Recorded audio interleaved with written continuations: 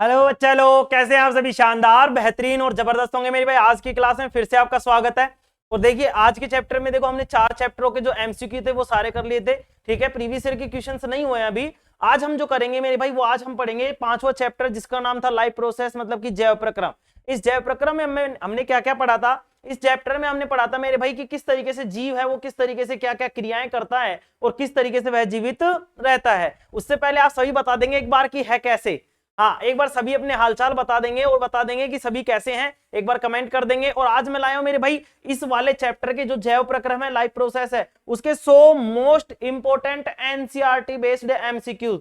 ये वो प्रश्न है मेरे भाई जो परीक्षा में बार बार पूछे जाते हैं, फिर वो चाहे बोर्ड की एग्जाम हो, चाहे कंपटीशन की एग्जाम, या फिर कोई भी एग्जाम हो जिसमें ये प्रश्न बार बार पूछे जाते हैं। आज हम इन सभी के बारे में बात करेंगे और एक एक करके हम इन 100 प्रश्नों को पढ़ेंगे।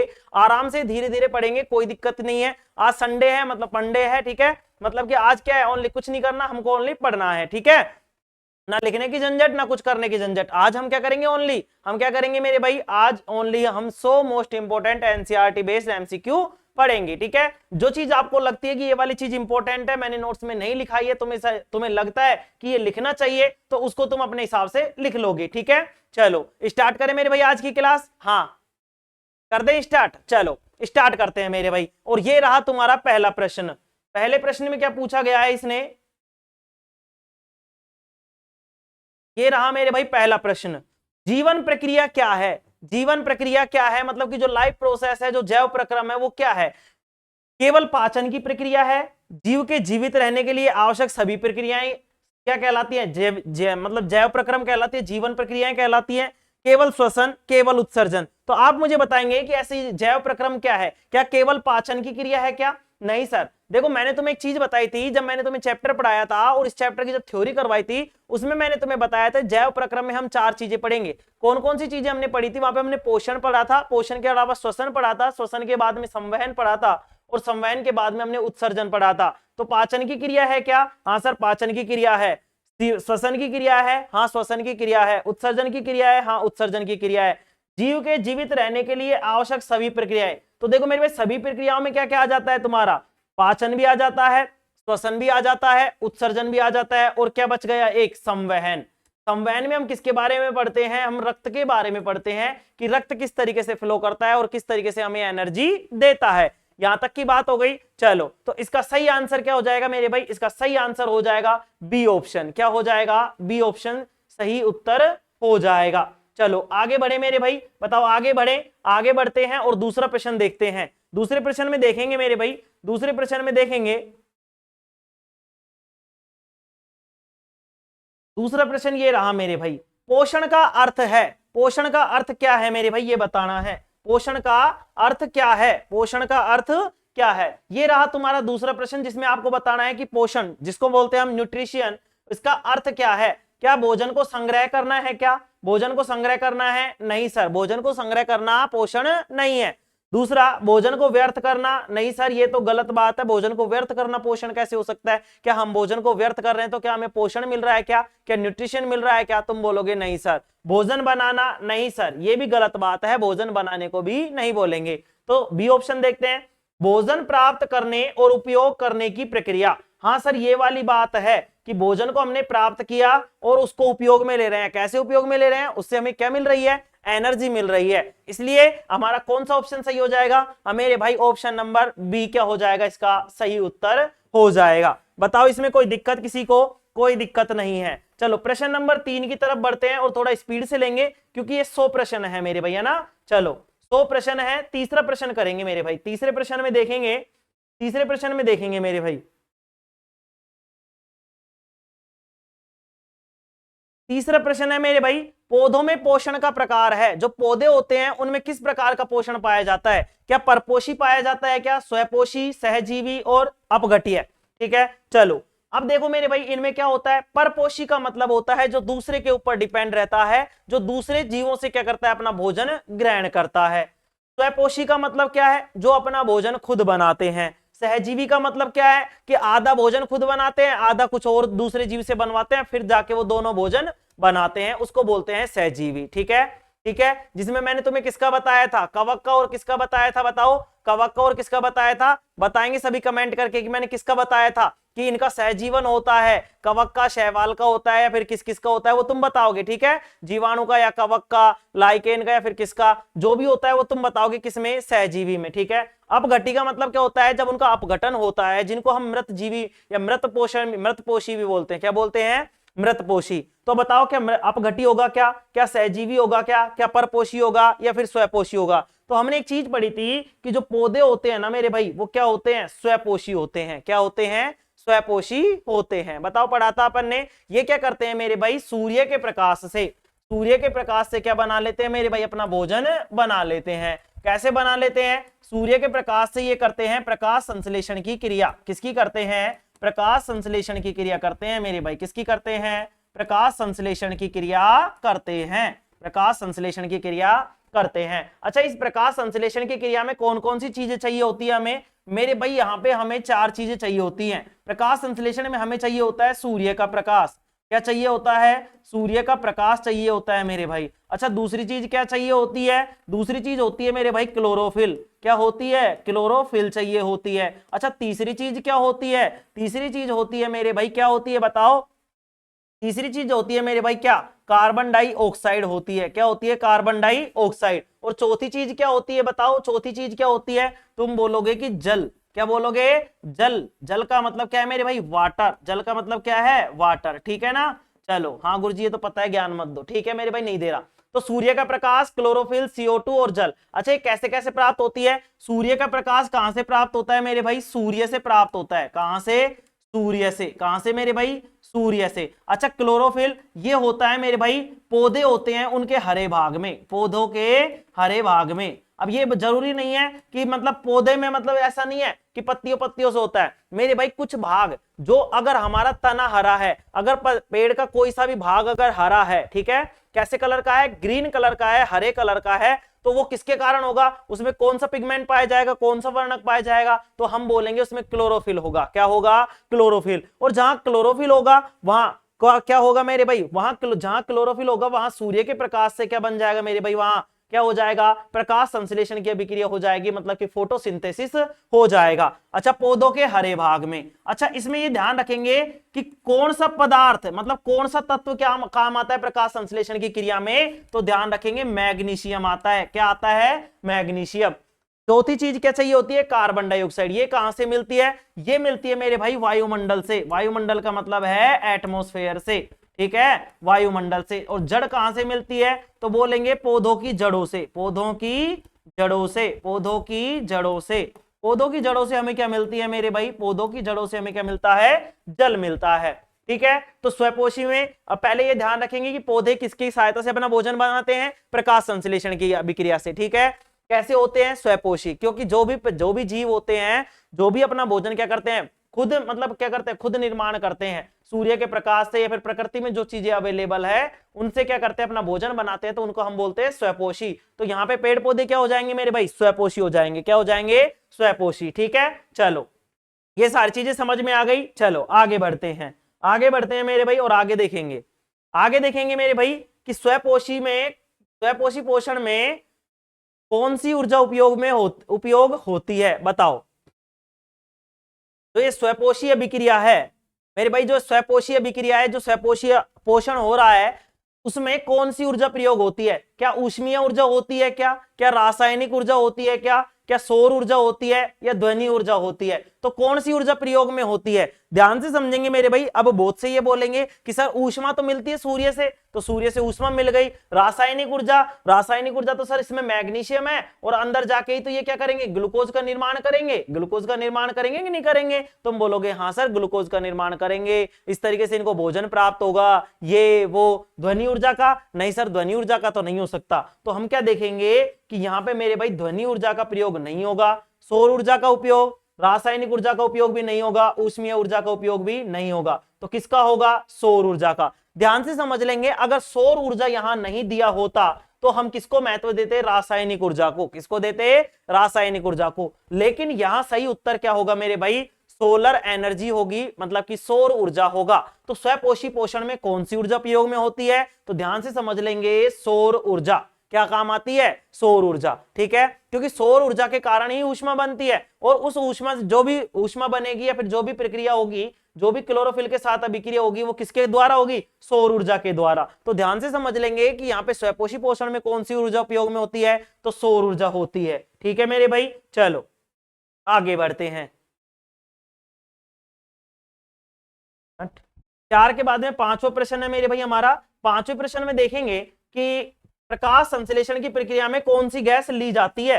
प्रकाश संश्लेषण की क्रिया में कौन सी गैस ली जाती है? बताओ, अभी बताया था मैंने कि कौन सी गैस ली जाती है। क्या ऑक्सीजन ली जाती है क्या? बताओ, क्या ऑक्सीजन ली जाती है क्या? तुम बोलोगे नहीं सर, ऑक्सीजन तो दी जाती है, पेड़ पौधे हमें क्या देते हैं? ऑक्सीजन देते हैं। पेड़ पौधे क्या देते हैं हमें? ऑक्सीजन। अच्छा, दूसरी बात, कार्बन डाइऑक्साइड, हाइड्रोजन और नाइट्रोजन। तो तुम बोलोगे सर नाइट्रोजन तो इनके लिए पोषक तत्व है, जो कि ये कहां से लेते हैं? जो कि ये जमीन से लेते हैं, जड़ों के द्वारा जो मिट्टी होती है, उस मिट्टी में कुछ पोषक तत्व होते हैं, और उन पोषक तत्वों को ये क्या करते हैं? ग्रहण करते हैं। ठीक है। अच्छा, कार्बन डाइऑक्साइड, हाँ सर, हमें जब ग्लूकोज, इनको भोजन बनाने की, जो प्रकाश संश्लेषण की जब क्रिया होगी, फोटोसिंथेसिस की जब प्रक्रिया होगी, तो उस प्रक्रिया में कार्बन डाइऑक्साइड का होना जरूरी है। तो कौन सी गैस ली जाती है पेड़ पौधों के द्वारा? कौन सी गैस ली जाएगी? ध्यान से समझ लेंगे, कार्बन डाइऑक्साइड गैस ली जाती है। ये तो ली जाती है, ये तो ली जाती है, और मेरे भाई ये ऑक्सीजन जो है वो दी जाती है, दी जाती है। अच्छा, ये कब दी जाती है? तो एक चीज ध्यान समझेंगे,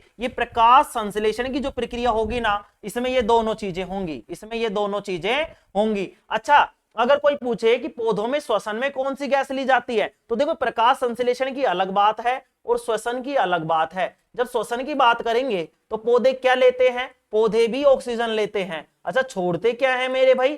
छोड़ते क्या है? छोड़ते हैं क्या? Carbon dioxide. क्या छोड़ते हैं? Carbon dioxide. श्वसन में O2 लेते हैं, O2 लेते हैं, और छोड़ते क्या है मेरे भाई? छोड़ते क्या है? Carbon dioxide. लेकिन किसमें है ये श्वसन में है। किसमें? श्वसन में।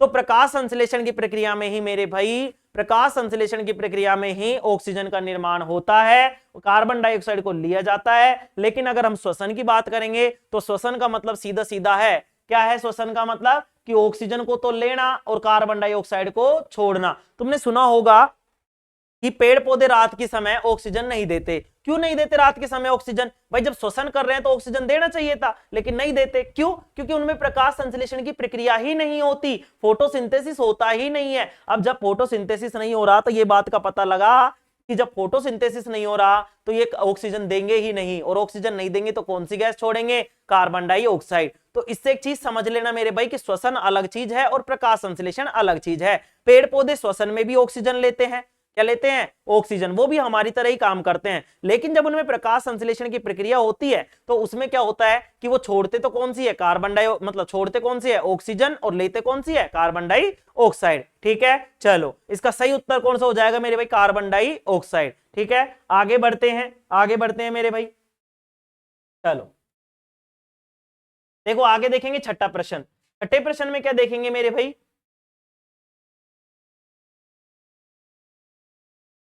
देखो छठे प्रश्न में देखेंगे प्रकाश संश्लेषण का मुख्य उत्पाद क्या है? प्रकाश संश्लेषण का मुख्य उत्पाद क्या है? बताओ क्यों, कौन सा है? बताओ कौन सा है प्रकाश संश्लेषण का मुख्य उत्पाद? अभी मैंने बताया था, क्या फ्रक्टोज बनता है क्या? क्या स्टार्च बनता है क्या? क्या सुक्रोज बनता है क्या? तुम बोलोगे नहीं सर। तो क्या बनता है मेरे भाई? ग्लूकोज बनता है। क्या बनता है? ग्लूकोज बनता है। इस ग्लूकोज का सूत्र होता है मेरे भाई C6H12O6। ध्यान रखना, CHO। ठीक है, C पहले फिर H फिर O। ठीक है, इनका नाम देख लेना, CHO। ध्यान रख लेना कि कार्बन पाई जाएगी, हाइड्रोजन पाई जाएगी और ऑक्सीजन पाई जाएगी। तो ABCD में या अल्फाबेट में सबसे पहले क्या आता है? C, फिर उसके बाद में H और उसके बाद में O। ध्यान रखना, सबसे पहले 6, 6 का दुगुना 12 और फिर वापस से 6, आगे पीछे 6 6 और बीच में क्या हो जाएगा? 12। ठीक है, फ्रक्टोज पाया जाता है क्या? नहीं सर, ये तो फलों में पाया जाता है। किसमें पाया जाता है? फलों में पाया जाता है। फ्रक्टोज किसमें पाया जाता है? फलों में। अच्छा, स्टोर्च कहां पाया जाता है? स्टोर्च का मतलब है मेरे भाई, ये क्या है? मंड है। इसमें क्या होता है? स्टोर्च के रूप में क्या कर लेता है? ये एनर्जी को सेव कर लेता है, ऊर्जा को क्या कर लेता है? ये ऊर्जा का संचय कर लेता है। तो जब पूछे कि पेड़ पौधों में जो भोजन का संचय होता है वो किसके रूप में होता है, तो हम बोलेंगे स्टार्च के रूप में होता है, मंड के रूप में। एनर्जी क्या होती है मेरे भाई? सेव होती है, संचय होती है। ठीक है, चलो आगे बढ़ते हैं मेरे भाई, आगे बढ़ते हैं। देखो आगे बढ़ेंगे, आगे बढ़ेंगे मेरे भाई, और आगे लिखेंगे इसमें, आगे देखेंगे मेरे भाई 7वां प्रश्न। और 7वें प्रश्न में देखेंगे कि क्या पूछा है इसने, 7वें प्रश्न में देखेंगे मेरे भाई। ठीक है, चलो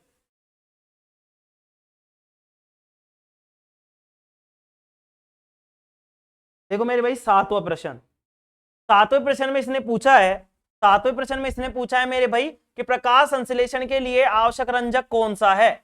आवश्यक रंजक कौन सा है। रंजक का मतलब है मेरे भाई पिगमेंट, जो कि हमें रंग देता है। तो प्रकाश संश्लेषण के लिए आवश्यक रंजक कौन सा है, क्या कैरोटीन है क्या? तुम बोलोगे नहीं सर। ध्यान से समझना, एक एक चीज समझा रहा हूं। कैरोटीन किसमें पाया जाता है? कैरोटीन जो पाया जाता है वो मेरे भाई गाजर में पाया जाता है। कहां पे पाया जाता है? गाजर में पाया जाता है। तो यहां पे क्या पाया जाएगा? क्लोरोफिल। क्या पाया जाएगा? क्लोरोफिल। किसमें पाया जाता है मेरे भाई? पौधों के हरे भाग में। पौधों के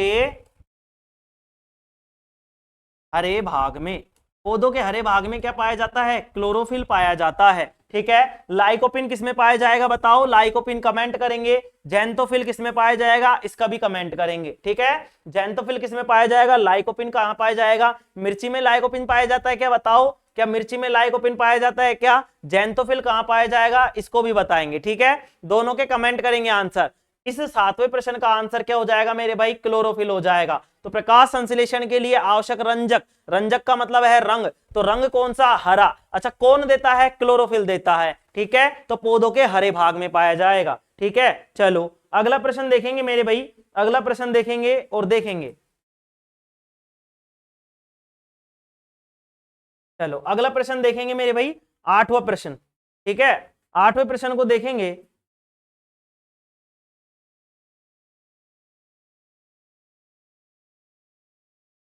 8वें प्रश्न को देखेंगे मेरे भाई, और 8वें प्रश्न में देखो क्या लिखा हुआ है कि प्रकाश संश्लेषण का समीकरण है।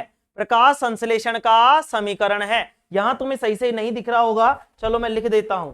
ठीक है, चलो देखो मेरे भाई, यहां है CO2। क्या है मेरे भाई? CO2। ठीक है,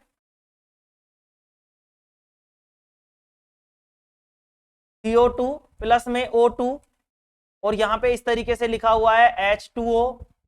ठीक है, और प्लस में शर्करा। यहां पे लिखा हुआ है 6CO2 प्लस में 6H2O। ठीक है, और इससे बन रहा है हमारे C6H12O6 प्लस में क्या बन रहा है मेरे भाई? 6O2। ठीक है, तीसरी समीकरण है मेरे भाई CO2 प्लस में H2, और यहां बन रहा है C6H12O6। ठीक है, और चौथा प्रश्न, चौथे में लिखा हुआ है उपरोक्त सभी। अच्छा, प्रकाश संश्लेषण की समीकरण। अच्छा, प्रकाश संश्लेषण में मैंने तुम्हें बताया था कि क्या क्या चीजें जरूरी होती है, तो ध्यान से समझना मेरे भाई कि हमें सबसे पहले तो इसमें क्या चाहिए होती है मेरे भाई? एक तो हमें कार्बन डाइऑक्साइड चाहिए होती है। ठीक है, तो जहां पे ऑक्सीजन आ रहा है उसको तो हटा देंगे, इसमें ऑक्सीजन आ रहा है इसलिए ये तो क्या हो जाएगा मेरे भाई?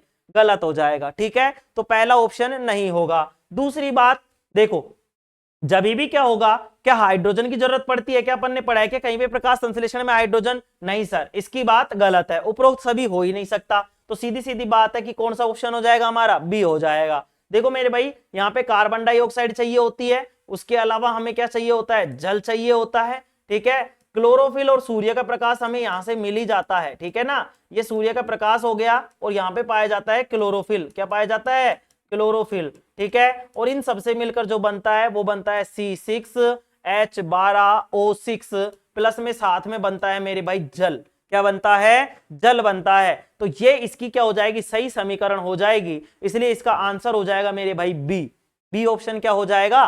सही हो जाएगा। चलो आगे देखते हैं। ठीक है, चलो आगे देखें, चलो आगे देखते हैं मेरे भाई, आगे देखेंगे और आगे लिखेंगे मेरे भाई, आगे समझेंगे इसमें। ठीक है, आगे समझेंगे। देखो आगे देखेंगे कि पत्तियों में गैसों का आदान प्रदान किसके माध्यम से होता है। जो पत्तियां होती है वो गैसों का आदान प्रदान किसके माध्यम से करती हैं? तो हमने एक चीज पढ़ी थी कि पत्तियों में जो आदान प्रदान होता है गैसों का, वो होता है रंध्र के माध्यम से। किसके माध्यम से? रंध्र के माध्यम से। और उन रंध्रों को ही इंग्लिश में बोला जाता है स्टोमेटा। क्या बोला जाता है? स्टोमेटा बोला जाता है। ठीक है, चलो यहां पे देखेंगे मेरे भाई क्लोरोफिल। ये तुम्हें पता है ये क्या है मेरे भाई? पिगमेंट है, वर्णक है। पिगमेंट है, वर्णक है ये, क्या है, वर्णक। वर्णक का मतलब है जो रंग लाता है, ठीक है। किसके कैसा रंग होता है, हरा रंग के लिए, हरे रंग के लिए कौन उत्तरदायी होता है, क्लोरोफिल, ठीक है। कौन रेस्पॉन्सिबल है, क्लोरोफिल, ठीक है। स्टोमेटा का मतलब होता है रंध्र, क्या होता है मेरे भाई, रंध्र, ठीक है। ये क्या करते हैं, गैसों का आदान प्रदान करते हैं, इसलिए अपना आंसर क्या हो जाएगा, बी हो जाएगा। अच्छा, फ्लोएम क्या करता है, ये भोजन का संवहन करता है, भोजन का क्या करता है, संवहन, भोजन का संवहन, किसमें, पेड़ पौधों में। ये पौधों के उत्तक है मेरे भाई दोनों, ये दोनों क्या है, जाइलम और फ्लोएम पादपों में पाए जाने वाले उत्तक है, टिश्यू हैं, ठीक है, टिश्यूज हैं जो क्या करते हैं, फ्लोएम क्या करता है मेरे भाई, फूड का क्या करता है, ट्रांसपोर्टेशन करता है, संवहन करता है। और जाइलम क्या करता है, जैसे जाइलम और जैसे जल, देखो फैसे फूड और फैसे फ्लोएम और जैसे जाइलम और जैसे जल, तो ये जल का क्या करेगा, संवहन करेगा, ठीक है मेरे भाई। तो इसका आंसर क्या हो जाएगा सही, इसका आंसर हो जाएगा मेरे भाई बी ऑप्शन, जिसका क्या हो जाएगा मेरे भाई, स्टोमेटा, जिसको हम क्या बोलते हैं, रंध्र बोलते हैं मेरे भाई, क्या बोलते हैं, रंध्र। तो इसका ऑप्शन नंबर क्या आ जाएगा, बी सही हो जाएगा। चलो आगे देखते हैं मेरे भाई, आगे देखते हैं। और आगे है हमारा मेरे भाई 10वां प्रश्न, पौधे में जल और खनिजों का परिवहन कौन करता है। तो देखो जल का और खनिज का, जैसे जल और मैंने बताया था जैसे जल, दो ऑप्शन मेरे भाई अगले पेज में रह गए है ना। चलो ये पीडीएफ है मेरे भाई, पीडीएफ से बना, पीपीटी बनाने का टाइम नहीं मिला। चलो देखो अब यहाँ पे क्या करना है मेरे भाई, ध्यान से समझेंगे। यहाँ पे देखो कि पौधे में जल और खनिजों का परिवहन कौन करता है, ठीक है। चलो और लिख देता हूं मैं 2 और। चलो देखो अब यहाँ पे क्या है मेरे भाई, दो ऑप्शन तो है ही, तीसरा लिख लो सी और चौथा लिख लो यहाँ पे डी, ठीक है। ये लो, इसमें लिख रहा हूं मैं क्लोरोफिल, वही ऑप्शन लिख लो, कोई दिक्कत नहीं है, ठीक है, क्लोरोफिल, ठीक है। और इसमें लिख लो, तुम क्या लिखोगे इसमें कोई सा भी लिख दो, काइटिन लिख दो। चलो काइटिन तुम्हें पता नहीं है क्या है काइटिन, लेकिन मैंने काइटिन लिख दिया, ठीक है। चलो ये 4 ऑप्शन है। अच्छा बताओ कि पौधे में जल और खनिजों का परिवहन कौन करता है। तो हमने देखा था कि सर जो भोजन है, भोजन का परिवहन तो कर रहा था फ्लोएम, कौन कर रहा था मेरे भाई, फ्लोएम कर रहा था।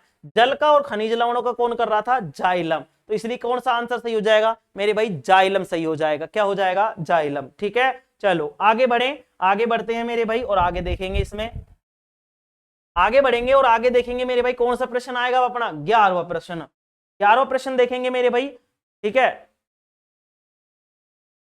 चलो 11वां प्रश्न देखेंगे, और 11वें प्रश्न में देखो क्या लिखा हुआ है। देखो ये दो ऑप्शन थे, स्टोमेटा और कैम्बियम, ठीक है ना। तो स्टोमेटा तो तुम्हें पता है रंध्र होता है। चलो मनुष्य में पोषण का प्रकार है, मनुष्य में किस प्रकार का पोषण पाया जाता है मेरे भाई, ये बताओ। चलो कौन सा बताओ, कौन सा पाया जाता है, स्वपोषी पाया जाता है क्या। तुम बोलोगे हाँ सर इनमें तो क्या है, ये तो खुद ही बना के खाते हैं, ये कहीं से लाते नहीं है। नालायको, क्या तुम सूर्य के प्रकाश से खाते हो क्या। तुम बोलोगे नहीं गुरुजी हम तो सूर्य के प्रकाश को कौन खाओ, क्या तुम जादू हो, जादू है, नहीं सर हम तो जादू नहीं है। जादू नहीं हो तो मेरे भाई तुम हो परपोषी, क्या हो, परपोषी, जो किसी और पर डिपेंड है, ठीक है। तो हम क्या करते हैं, द्वितीयक उपभोक्ता है, प्राथमिक उपभोक्ता कौन हो जाएगा, जो भी हरे पेड़ पौधे हो जाएंगे वो, ठीक है। और मतलब जो ऊर्जा का स्रोत है वो कौन है, सूर्य है। सूर्य से पेड़ पौधे लेंगे तो पेड़ पौधों ने क्या किया है, सूर्य के प्रकाश का उपभोग किया है, तो प्राथमिक उपभोक्ता। जब हम ले लेंगे तो द्वितीयक उपभोक्ता, और जब कोई हमको भी खा जाएगा तो उसको बोलेंगे तृतीयक उपभोक्ता, ठीक है। चलो उपभोक्ता का मतलब होता है जो भोजन को ग्रहण कर रहा है या फिर किसी चीज को मतलब उपभोग कर रहा है, काम में ले रहा है, यूज ले रहा है, ठीक है। चलो तो कौन सा हो जाएगा इसमें, परपोषी हो जाएगा, क्या हो जाएगा, परपोषी। अगला प्रश्न देखेंगे मेरे भाई 12वां प्रश्न, 12वें प्रश्न में देखेंगे, 12वां प्रश्न देखेंगे मेरे भाई, मनुष्य में पाचन की शुरुआत कहां होती है, बताओ।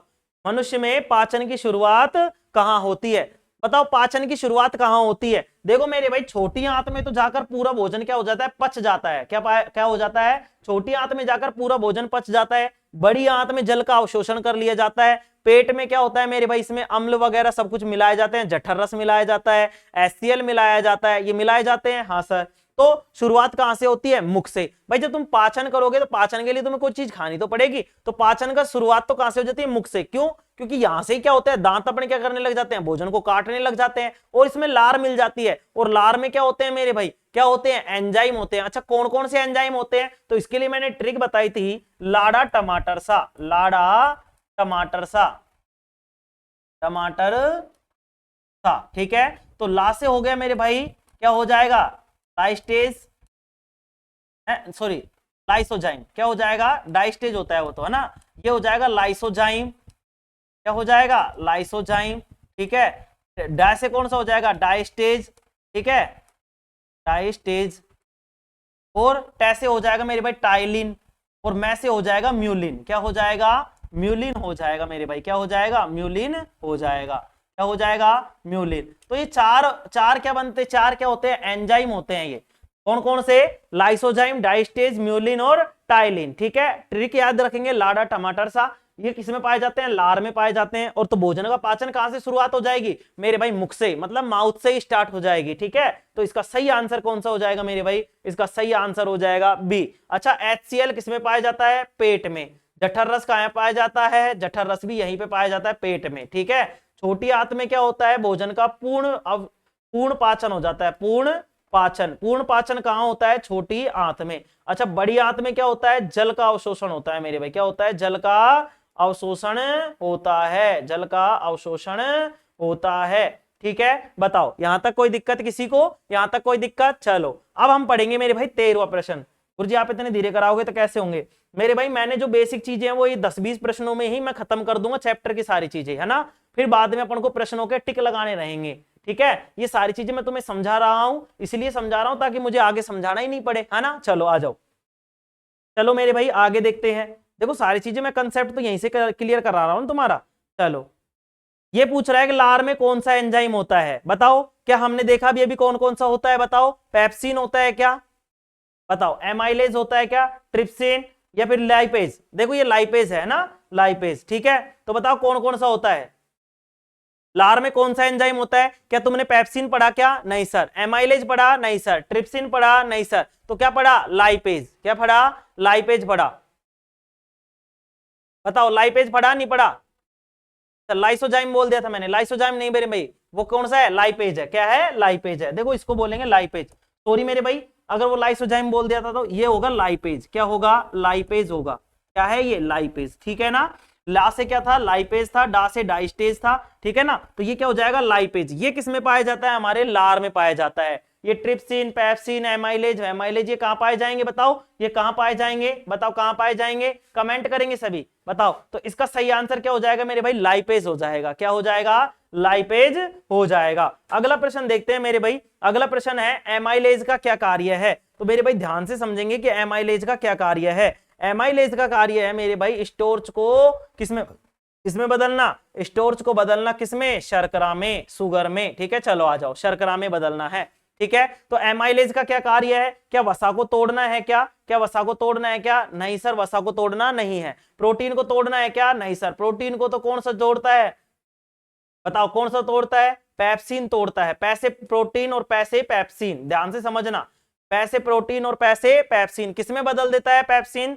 इस प्रोटीन को तोड़कर पेप्टोन में बदल देता है। किसमें बदल देता है, पेप्टोन में। ये पेप्सिन जो है वो प्रोटीन को किसमें तोड़ देता है मेरे भाई, ये तोड़ देता है, मतलब बदल देता है किसमें, पेप्टोन में। किसमें बदल देता है, पेप्टोन में बदल देता है। किसमें बदल देता है, पेप्टोन में बदल देता है। स्टोर्च को शर्करा में बदलना, ये मेरे भाई ये है हमारा उत्तर। एमाइलेज का कार्य क्या है, स्टोर्च को शर्करा में बदलना। अच्छा, पित्त बनाना, ये पित्त बनाना किसका काम है, बताओ। पित्त कहां बनता है, कहां बनता है पित्त, बताओ कहां बनता है। तुम बोलोगे पित्ताशय में, तुम्हारे पढ़ेंगे थप्पड़ 2। क्यों, क्योंकि ये क्या है, पित्त कहां बनता है, बताओ। पित्त कहां बनता है मेरे भाई, पित्त तो पित्ताशय में तो क्या होता है, ये स्टोर होता है। स्टोर का मतलब सेव होता है। बनता कहां पे है, क्या लीवर में बनता है क्या, बताओ। क्या लीवर में बनेगा क्या, हाँ सर लीवर में बनेगा, है ना। तो कमेंट करेंगे कि कहां बनेगा। ठीक है, चलो हाँ सर आप तो आपने बता दिया, हाँ बता दिए तो कोई बात नहीं। ठीक है, लेकिन एमाइलेज का कार्य क्या है, स्टोर्च को शर्करा में बदलना। ठीक है, चलो अगला प्रश्न देखेंगे मेरे भाई। अगला प्रश्न देखेंगे और अगले प्रश्न में देखेंगे कि किस तरीके से क्या होगा। ठीक है मेरे भाई, देखो सारी चीजें मैं आज क्लियर कर रहा हूं, धीरे धीरे हम चल रहे हैं, एक एक चीज को हम अच्छे से समझ रहे हैं और एक एक प्रश्न को मैं समझाने का प्रयास कर रहा हूं। ठीक है, इस प्रश्न इसको पढ़ने के बाद में तुम्हें ऐसा कोई प्रश्न नहीं रहना चाहिए जो इस चैप्टर से निकल जाए तुम्हारे हाथों से। ठीक है, चलो आगे देखेंगे मेरे भाई 15वां प्रश्न। और 15वें प्रश्न में हम देखेंगे पेट में कौन सा अम्ल पाया जाता है, बताओ पेट में कौन सा अम्ल पाया जाता है। तो अभी हम बात कर रहे थे किसकी, कि मैंने बोला था HCl पाया जाता है और जठर रस पाया जाता है। HCl का मतलब है मेरे भाई हाइड्रोक्लोरिक अम्ल। क्या है, हाइड्रोक्लोरिक अम्ल है। तो पेट में कौन सा पाया जाता है, कौन सा पाया जाता है, कौन सा अम्ल पाया जाएगा मेरे भाई, हाइड्रोक्लोरिक अम्ल, जिसका सूत्र क्या होता है, HCl होता है। क्या होता है, HCl, ठीक है। एसिटिक अम्ल, एसिटिक अम्ल को क्या बोलते हैं? सिरका। अच्छा, इसका पीएच मान कितना होता है सिरके का? सभी कमेंट करेंगे। क्या 4 होता है क्या? क्यों सर? क्योंकि सिरके में, सिरके की एसिटिक, एसिटिक का मतलब देखो सिरके की ऐसी तैसी से हमने याद रखा था कि सिरके में होता है एसिटिक अम्ल। तो एसिटिक अम्ल का कितने अक्षर है? 1 2 3 4। तो इसका पीएच मान कितना आ जाएगा मेरे भाई? 4 आ जाएगा। नाइट्रिक अम्ल, नाइट्रिक अम्ल का सूत्र बताएंगे क्या होगा? कमेंट में करेंगे मेरे भाई। हाइड्रोक्लोरिक अम्ल का क्या हो जाएगा? HCl। सल्फ्यूरिक अम्ल का क्या हो जाएगा बताओ? क्या हो जाएगा सल्फ्यूरिक अम्ल का? इसका हो जाएगा मेरे भाई H2SO4। H2SO4 क्या है मेरे भाई? सल्फ्यूरिक अम्ल है। HCl क्या है? हाइड्रोक्लोरिक अम्ल है। नाइट्रिक अम्ल का बताएंगे क्या होगा? N2O होगा या फिर क्या होगा, क्या नहीं होगा, ठीक है, N3O होगा या क्या होगा। एसिटिक अम्ल का पीएच मान कितना होता है? 4 होता है। और एसिटिक अम्ल का सूत्र भी लिख देंगे कि सिरके का सूत्र क्या होता है, ठीक है। चलो, ये तुम्हें देखने हैं मेरे भाई, जो मैं बोल रहा हूं ये तुम्हें देखना है, क्योंकि ऐसे अगर मैं पूरी चीजें कराऊंगा तो मेरे भाई ये कल तक भी नहीं होगा, है ना, क्योंकि अभी तो 15 ही प्रश्न हुए हैं। चलो आगे देखते हैं मेरे भाई, आगे देखते हैं। और आगे देखेंगे अपन क्या? आगे देखेंगे मेरे भाई इसमें 16वां प्रश्न। 16वें प्रश्न में क्या है देखेंगे सभी। 16वें प्रश्न में क्या है? 16वें प्रश्न में देखते हैं।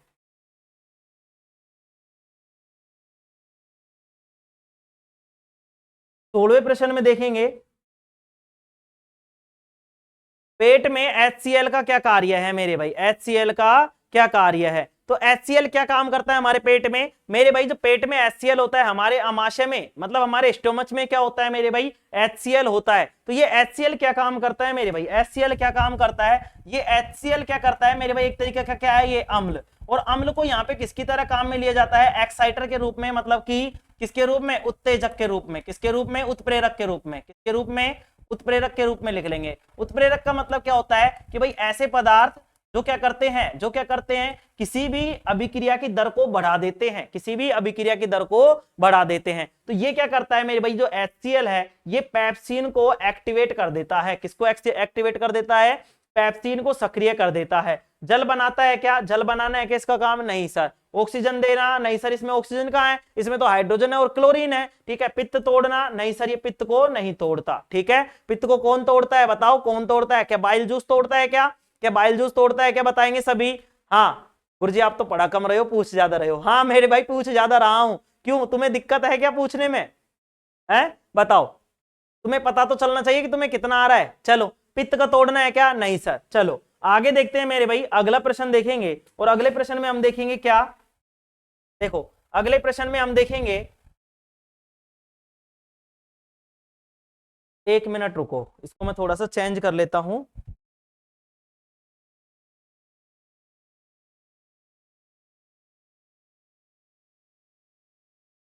हाँ सीधा अब ऐसे ही पढ़ेंगे, ठीक है। चलो, कितने हो गए थे हमारे? 15 प्रश्न हो गए थे ना। चलो 16वां प्रश्न देखेंगे मेरे भाई। 16वां भी हो गया था, 17वां देखेंगे। 17वां प्रश्न देखेंगे मेरे भाई, 17वां प्रश्न देखेंगे।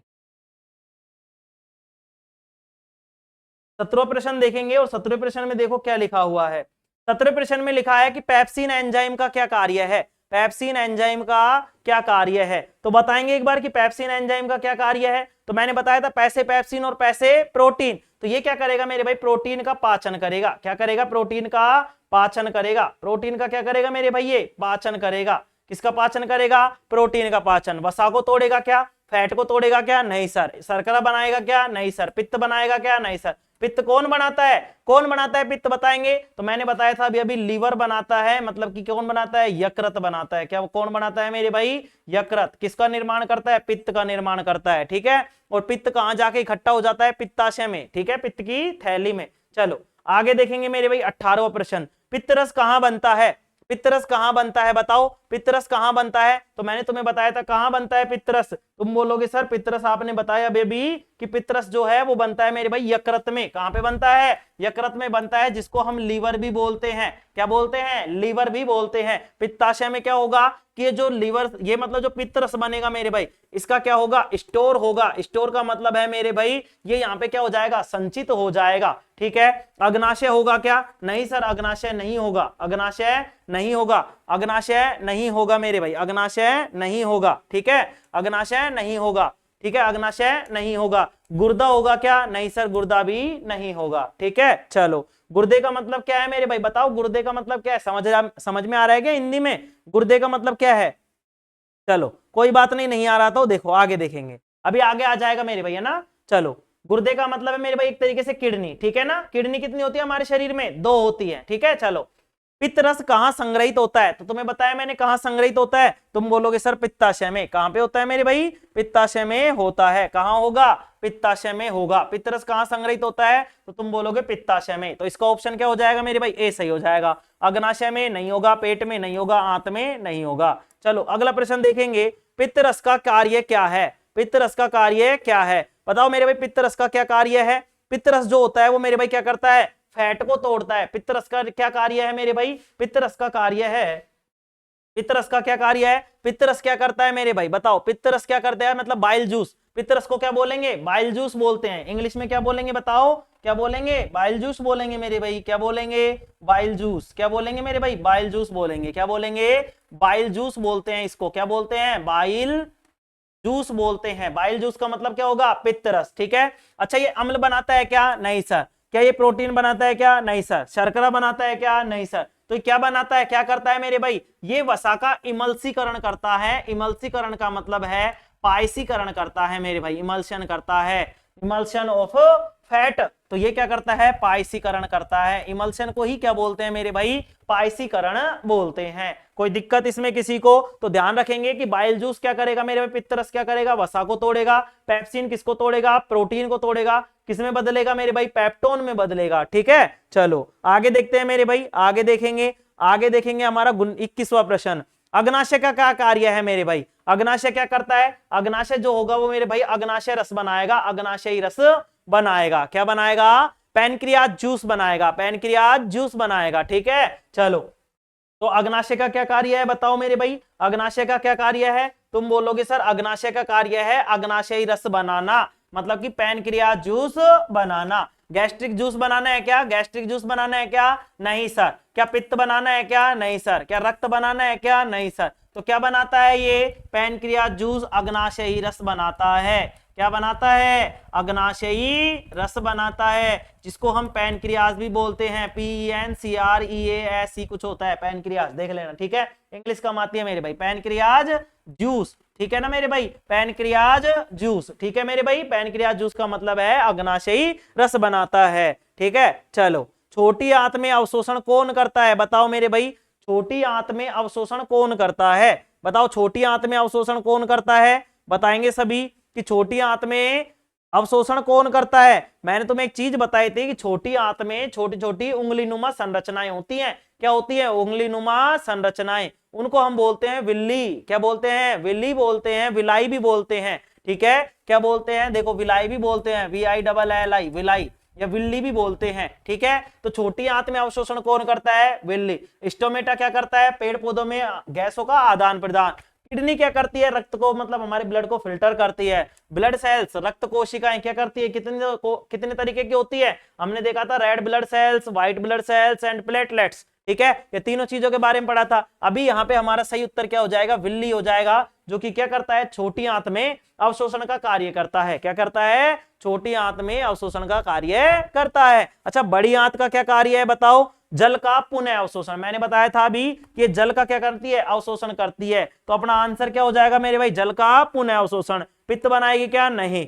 मूत्र बनाएगी क्या? नहीं। ऊर्जा बनाएगी क्या? नहीं, ठीक है मेरे भाई। बताओ इसमें कोई दिक्कत? कोई दिक्कत नहीं। आ जाओ 24वां प्रश्न देखेंगे मेरे भाई। मनुष्य में श्वसन की प्रक्रिया कहां होती है? बताओ श्वसन की प्रक्रिया कहां होगी? क्या मेरे भाई फेफड़ों में होगी, पेट में होगी, यकृत में होगी, या हृदय में होगी? तो तुम्हें बताया था मैंने, बार बार चीख चीख कर बताया था कि जो मेरे भाई मनुष्य में अगर श्वसन की प्रक्रिया पूछे या पूछे कि श्वसन का प्रमुख अंग कौन सा है, तो तुम्हें याद रखना है कि श्वसन का प्रमुख अंग जो होगा वो होगा हमारे फेफड़े। क्या होगा? फेफड़े होगा मेरे भाई। क्या होगा? फेफड़े होगा, ठीक है। तो किसमें होगा? फेफड़ों में। पेट में नहीं, यकृत में नहीं, हृदय में नहीं, ठीक है। चलो हृदय में क्या होता है? रक्त का संवहन होता है। रक्त का संवहन होता है। रक्त के संवहन में तुम्हारा फिल्टर भी होना आ जाएगा, सारी चीजें आ जाएंगी, ठीक है। श्वसन में कौन सी गैस अंदर ली जाती है? बताओ कौन सी गैस अंदर ली जाती है? गुरुजी तो हमको पता है, ये मेरे भाई CO2 है, O2 है, N2 है, H2 है। बताओ कौन सी गैस ली जाती है? तुम बोलोगे गुरुजी मजे मत लो आप, और ये तो कौन सी ली जाती है मेरे भाई? O2 ली जाती है। श्वसन में कौन सी गैस ली जाती है? O2। और अच्छा छोड़ी कौन सी जाती है? कार्बन डाइऑक्साइड, ठीक है। चलो ठीक है मेरे भाई, चलो आगे बढ़ते हैं मेरे भाई। 25 के बाद में 26वां प्रश्न, 26, ठीक है, ये रहा।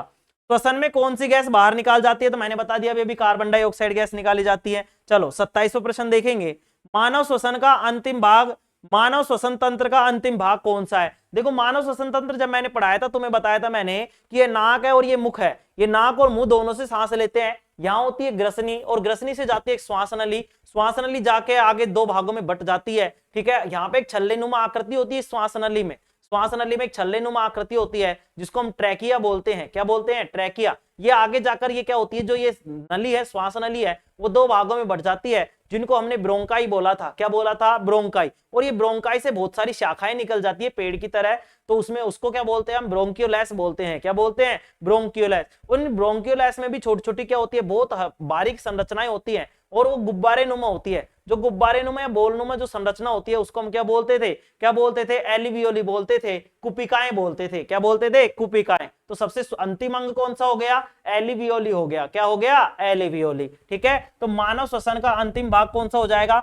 श्वासनली होगा। क्या तुम बोलोगे नहीं सर श्वासनली नहीं होगा, श्वासनली नहीं होगा, तो श्वासनली नहीं होगा। अच्छा तो क्या होगा? क्या एलिवियोली होगा? क्या? हाँ सर एलिविलाई होगा, एल्वियोलाई होगा। ठीक है, नासिका होगी क्या? नहीं सर, ये तो प्रारंभिक अंग है। ठीक है, फेफड़ा क्या हो जाएगा? मुख्य अंग। देखो ये तो हो जाएगा मुख्य अंग, श्वसन का मुख्य अंग कौन सा हो गया?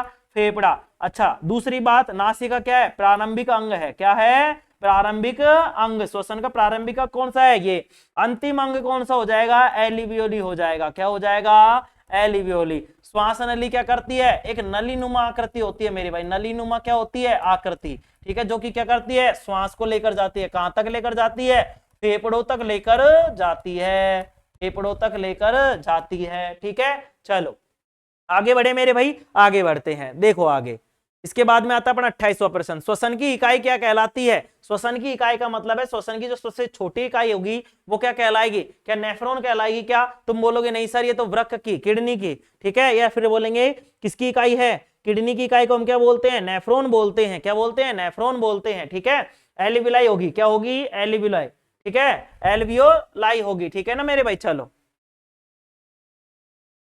देखो क्या होगी? एल्वियोलाई होगी। ठीक है, तो श्वसन की इकाई क्या कहलाती है मेरे भाई? श्वसन की इकाई क्या कहलाएगी? एल्वियोलाई कहलाएगी। नेफ्रॉन किसकी है? किडनी की। विल्ली किसकी होगी? छोटी आंत की। ठीक है ना, छोटी आंत में क्या होती है? विल्ली। शिरा और धमनी क्या होते हैं मेरे भाई? ये हृदय के पार्ट होते हैं जिनमें अपन बात करेंगे अभी। ठीक है, आगे आ जाओ। माइटोकॉन्ड्रिया को क्या कहा जाता है? माइटोकॉन्ड्रिया को कोशिका का शक्ति गृह कहा जाता है, सेल्स का पावर हाउस कहा जाता है, power house of the cell. मतलब कि कोशिका का शक्ति गृह किसको कहा जाता है? माइटोकॉन्ड्रिया को कहा जाता है। किसको कहा जाएगा बताओ? तुम बोलोगे कि सर माइटोकॉन्ड्रिया को कहा जाता है। किसको कहा जाता है? माइटोकॉन्ड्रिया को कहा जाता है। ये रहा, माइटोकॉन्ड्रिया को क्या कहा जाता है? कोशिका का शक्ति गृह। ठीक है, कोशिका का मस्तिष्क किसको कहा जाता है? ये तुम कमेंट में बताओगे। कोशिका की संरचनात्मक इकाई किसको बोला जाता है? संरचनात्मक इकाई तो कोशिका को बोला जाता है। ठीक है, जलाशय पता नहीं क्या पूछ लिया इसने, जलाशय का मतलब होता है जो जल को संचित करता है।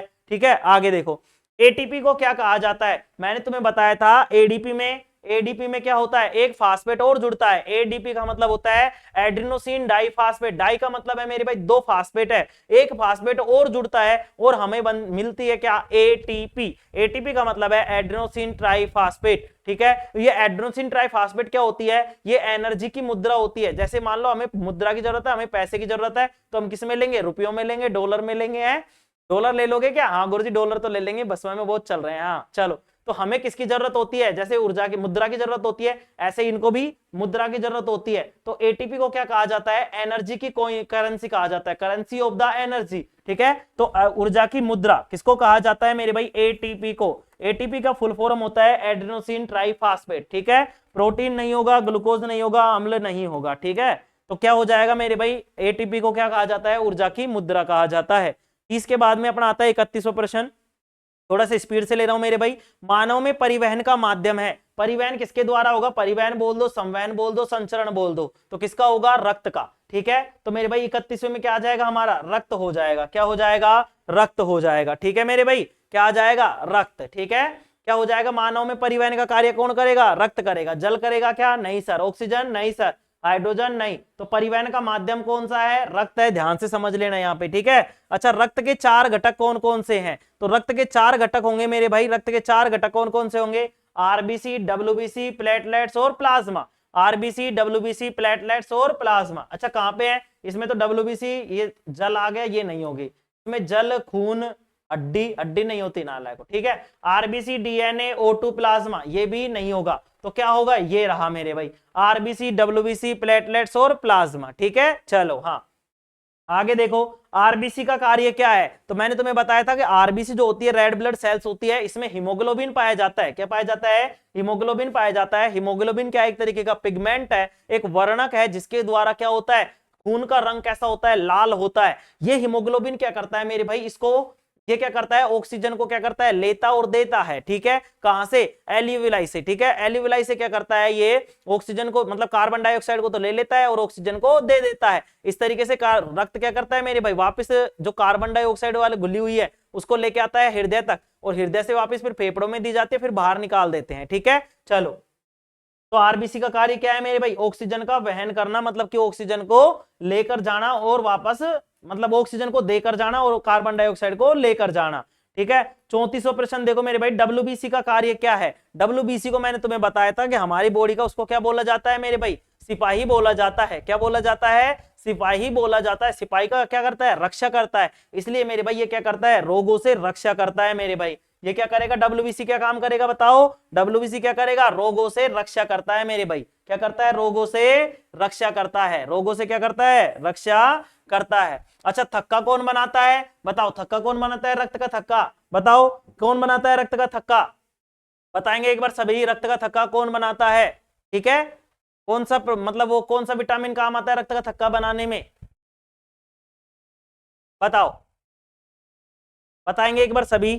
चलो, कमेंट करेंगे सभी, ठीक है ना। ऊर्जा बनाना, इसको छोड़ो। ऑक्सीजन ले जाना, ऑक्सीजन ले जाने का काम इसका नहीं है। ऑक्सीजन को लेके जाने का काम है हमारे आरबीसी का। अच्छा, प्लेटलेट्स क्या करती है? रक्त का थक्का बनाती है। प्लेटलेट्स क्या करती है? रक्त का थक्का बनाती है। जब प्लेटलेट्स की संख्या कम हो जाती है, प्लेटलेट्स हमारी बॉडी में कम होते हैं, तो जब चोट लग जाती है तो ब्लड नहीं रुकता है, ब्लड का थक्का नहीं बनता। तो प्लेटलेट्स का कार्य क्या है मेरे भाई? प्लेटलेट्स का कार्य है मेरे भाई रक्त का थक्का बनाना, ठीक है। चलो, ठीक है। आरबीसी क्या करती है? ऑक्सीजन का वहन करती है, ऑक्सीजन को ले जाती है।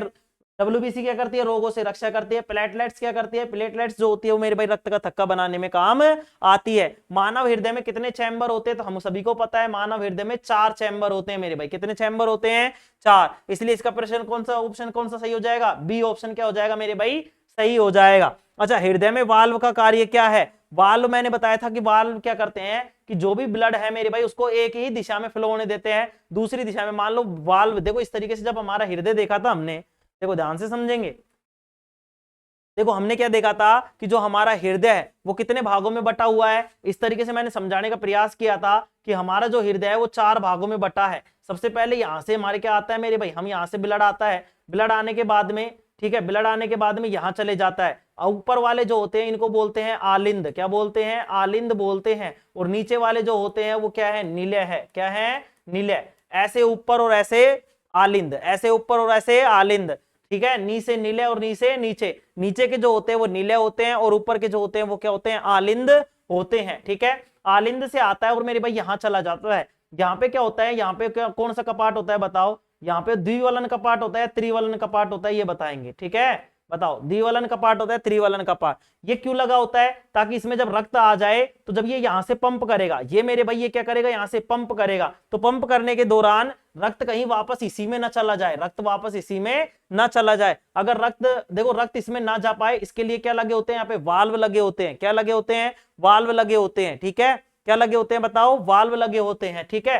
वाल्व लगे होते हैं और फिर यहां से रक्त क्या होगा? यहां से जो रक्त है वो मेरे भाई कहां जाएगा? यहां से जो रक्त है वो कहां जाएगा? बताओ कहां जाएगा? ठीक है, देखते हैं अभी हृदय को पूरे को देखते हैं, समझते हैं एक बार, है ना। तो हृदय में वाल्व का क्या कार्य है? पहले तो ये बताओ कि रक्त को एक दिशा में प्रवाहित रखना, रक्त को एक दिशा में प्रवाहित रखना, ठीक है। श्वसन को रोकना है क्या? नहीं सर, श्वसन रोकेंगे तो मर जाएगा। गैस निकालना? नहीं सर, ठीक है, गैस का निकालना भी नहीं है। जल का बनाना? नहीं सर, ये भी नहीं है। चलो अगला प्रश्न देखेंगे। तो इसका आंसर क्या हो गया? ए हो गया, ठीक। बी हो गया, क्या ए था? बी था, ए हो गया इसका आंसर। ठीक है, चलो मनुष्य में रक्त का संचलन का प्रकार है, बताओ मानव में कौन सा रक्त संचरण पाया जाता है, एकहरा, दोहरा, आंशिक या पूर्ण। तो हमने पढ़ा था मानव में क्या पढ़ा था हमने, दोहरा परिसंचरण तंत्र, है ना। मानव में दोहरा परिसंचरण तंत्र, तो कौन सा पाया जाएगा, दोहरा परिसंचरण तंत्र पाया जाएगा मेरे भाई। कौन सा पाया जाएगा, दोहरा परिसंचरण तंत्र पढ़ाया मतलब पाया जाएगा। कौन सा पाया जाएगा, दोहरा परिसंचरण तंत्र पाया जाएगा। ठीक है, पौधों में परिवहन करने वाले ऊतक है, तो मैंने बताया था पौधों में परिवहन करने वाले ऊतक है जाइलम और फ्लोएम। कौन कौन से है मेरे भाई, जाइलम और फ्लोएम। एपिडर्मिस है क्या, नहीं सर। पेरिसाइकल नहीं, फास्फोलिपिड नहीं, ये भी नहीं होगा। तो कौन सा होगा, जाइलम और फ्लोएम होगा। चलो आगे देखते हैं मेरे भाई 40वां प्रश्न।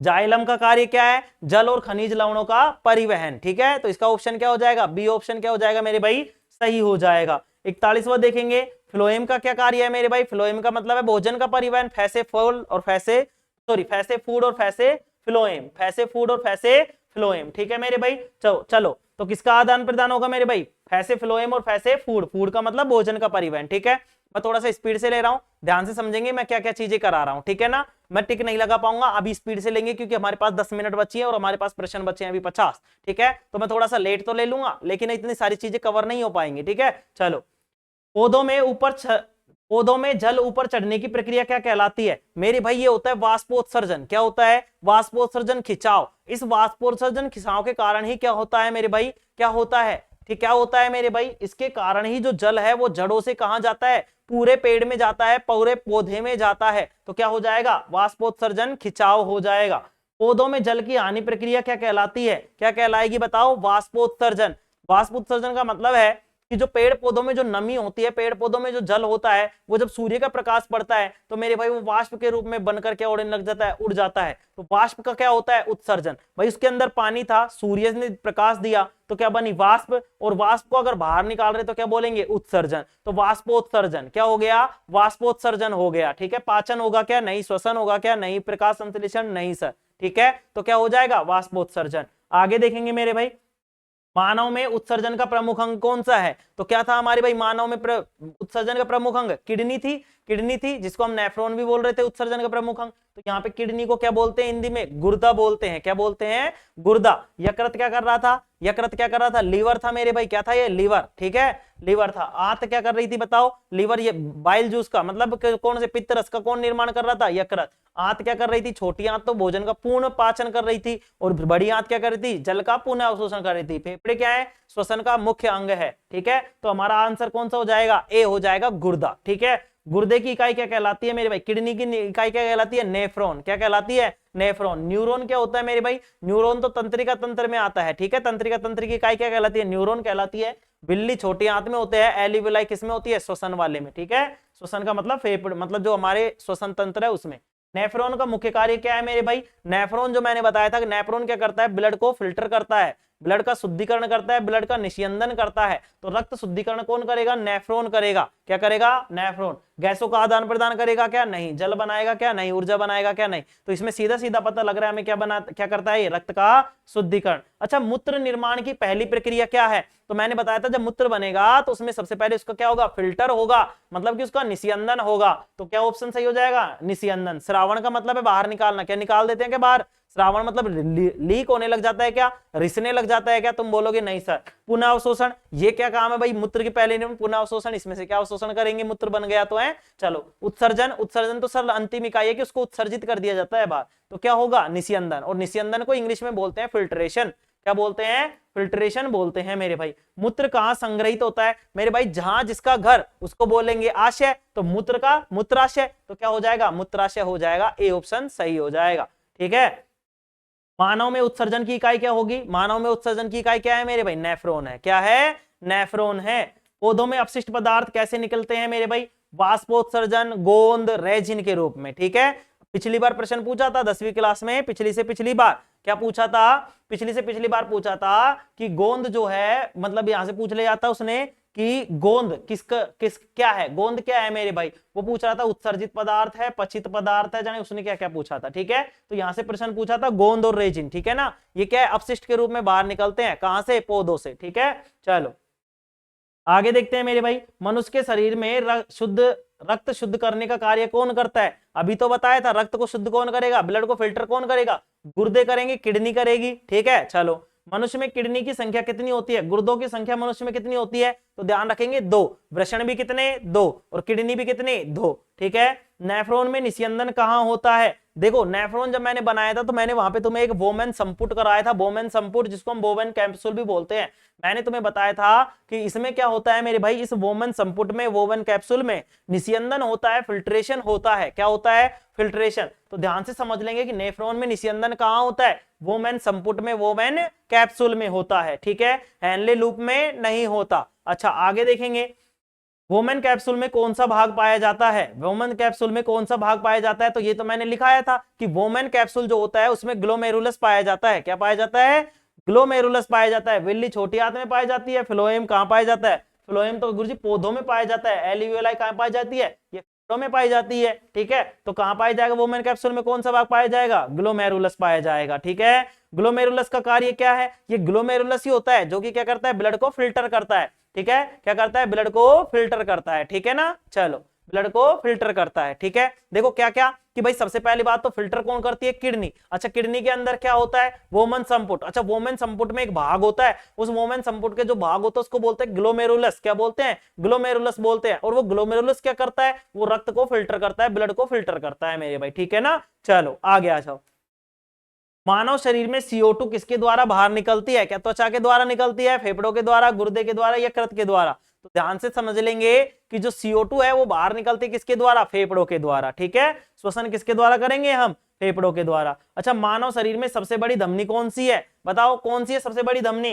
ध्यान से समझ लेंगे, सबसे बड़ी धमनी का मतलब है महाधमनी। तो क्या है ये? पल्मोनरी आर्टरी है क्या? नहीं सर, पल्मोनरी आर्टरी नहीं है। महाधमनी एरोटा, एरोटा को ही बोलते हैं महाधमनी। तो क्या होगी मेरे भाई सबसे बड़ी धमनी कौन सी होगी? महाधमनी होगी। क्या होगी? महाधमनी। अच्छा शिरा क्या करती है? शिरा शर्माकर लाती है, शिरा शर्माकर लाती है और धमनी धमकाकर ले जाती है। मतलब कि जो रक्त को पूरे शरीर से हृदय तक लाने का काम है वो कौन करती है? हमारे शिरा करती है। और लेकर कौन जाती है? हृदय से पूरे शरीर तक लेके जाती है धमनी। कौन लेके जाती है? धमनी। तो कैसे याद रखेंगे? शिरा शर्माकर लाती है, धमनी धमकाकर ले जाती है। ठीक है, आ जाओ आगे देखते हैं मेरे भाई।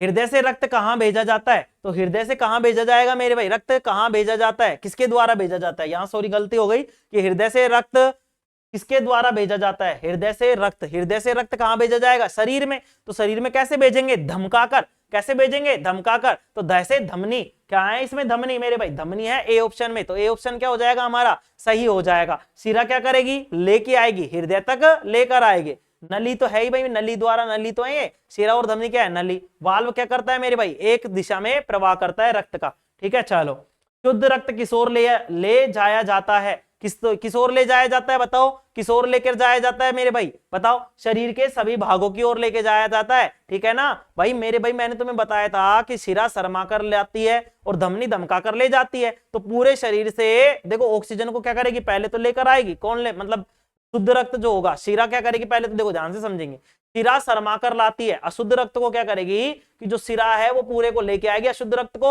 और हृदय को दे देगी। और हृदय को देने के बाद में हृदय उसको क्या करेगा मेरे भाई? ऑक्सीजन लेके उसको शुद्ध कर देगा। ठीक है, मतलब हृदय से जाएगी फेफड़ों में और फेफड़ों में घूम घाम के शुद्ध होके आ जाएगी। ठीक है, फिर क्या करेंगे? धमनी लेकर जाएगी। धमनी क्या करेगी? पूरे शरीर की जो कोशिकाएं, हमारे शरीर की, हमारी बॉडी की जितनी भी सेल्स हैं उनको क्या करती है? ये ऑक्सीजन देती है। तो शुद्ध रक्त किस ओर ले जाया जाता है? तो ले जाया जा रहा है, मतलब कौन लेकर जाएगी? धमनी। तो कहां लेके जाएगी? शरीर के सभी भागों में। तो शरीर के सभी भागों की ओर शुद्ध रक्त किस ओर ले जाया जाता है? फेफड़ों की ओर ले जाया जाता है। क्या तुम बोलोगे नहीं सर, शरीर के सभी भागों की ओर? हाँ सर, शरीर के सभी भागों की ओर ले जाया जाता है। यकृत की ओर, हृदय के दाएं भाग में। दैसे बताओ, दैसे दूषित। अब मेरे भाई शुद्ध रक्त में तो दूषित होगा ही नहीं, पहली बात तो है, दूषित है ही नहीं। दैसे दाया और दैसे दूषित, वैसे बाया और वैसे बढ़िया। ठीक है, बढ़िया का मतलब शुद्ध रक्त। तो बाएं भाग में कौन सा पाया जाएगा? बताओ, बाएं भाग में कौन सा पाया जाएगा? बढ़िया। और दाएं भाग में दूषित। ठीक है, आ जाओ। आरबीसी में कौन सा पदार्थ ऑक्सीजन को बांधता है? आरबीसी में कौन सा पदार्थ है जो ऑक्सीजन को बांधता है, मतलब कि ऑक्सीजन को पकड़ता है? कौन लेकर जाता है? तो मैंने तुम्हें बताया था, हीमोग्लोबिन लेकर जाता है। कौन लेकर जाता है? हीमोग्लोबिन लेकर जाता है। हीमोग्लोबिन लेकर जाता है। ठीक है, चलो आगे देखेंगे मेरे भाई। आगे देखेंगे, हृदय की गति नियंत्रित करता है। कौन करता है हृदय की गति नियंत्रित? मैंने तुम्हें बताया था, हृदय की धड़कन हो, हृदय की गति हो, ये सारी चीजें कौन नियंत्रित करता है? क्या तुम्हारे फेफड़े नियंत्रित करते हैं? क्या तुम्हारा गुर्दा, तुम्हारी यकृत? मैंने तुम्हें कहा था कि हमारी बॉडी जो है उसका मास्टरमाइंड ये बैठा है मेरे भाई, ये है हमारे कंप्यूटर का सीपीयू, यही करता है सारी चीजें नियंत्रित। तो कौन करेगा मेरे भाई? मस्तिष्क करेगा। कौन करेगा? मस्तिष्क करेगा। आगे देखेंगे, इसका ऑप्शन नंबर क्या हो जाएगा? ए क्या हो जाएगा? सही हो जाएगा। पौधों में भोजन का परिवहन होता है। बताओ, पौधों में भोजन का परिवहन किसके द्वारा होगा? ये प्रश्न वापस आ गया। बताओ, फैसे फूड और फैसे फ्लोएम, तो किसके द्वारा हो जाएगा? फ्लोएम के द्वारा। तो ए ऑप्शन क्या हो जाएगा? इसका सही हो जाएगा। पौधों में वाष्पोत्सर्जन के दौरान क्या निकलता है? बताओ, वाष्पोत्सर्जन के दौरान क्या निकलेगा? वाष्प का उत्सर्जन हो रहा है। वाष्प का उत्सर्जन मतलब कि उसमें क्या निकलेगी? नमी, और नमी का मतलब क्या है? जलवाष्प। क्या होगी? जलवाष्प। तो क्या निकलेगा मेरे भाई? जलवाष्प निकलेगा। बी ऑप्शन हमारा क्या हो जाएगा? सही हो जाएगा। ठीक है, आगे आ जाओ। मनुष्य के शरीर में सबसे अधिक एटीपी कहां बनता है? एटीपी कहां बनता है? बताओ, एडेनोसिन ट्राइफॉस्फेट बताया था मैंने। कौन है इसका शक्तिगर? कौन है इसका पावर हाउस? जैसे हमारे बिजली आती है वो कहां बनती है? पावर हाउस में। ऐसे ही हमारी सेल्स का भी पावर हाउस होता है, शक्ति गृह होता है, शक्ति घर होता है। वो क्या होता है? माइटोकॉन्ड्रिया। तो सबसे अधिक एटीपी कहां बनेगा? माइटोकॉन्ड्रिया में बनेगा मेरे भाई। कहां बनेगा? माइटोकॉन्ड्रिया में ही बनेगा। चलो ठीक है, कोशिका द्रव्य में बनेगा क्या? नहीं सर, राइबोसोम में नहीं, नाभिक में नहीं। ठीक है, तो कहां बनेगा? माइटोकॉन्ड्रिया में बनेगा। चलो, एनरोबिक श्वसन में अंतिम उत्पाद क्या है? बताओ, एनरोबिक श्वसन में अंतिम उत्पाद क्या है?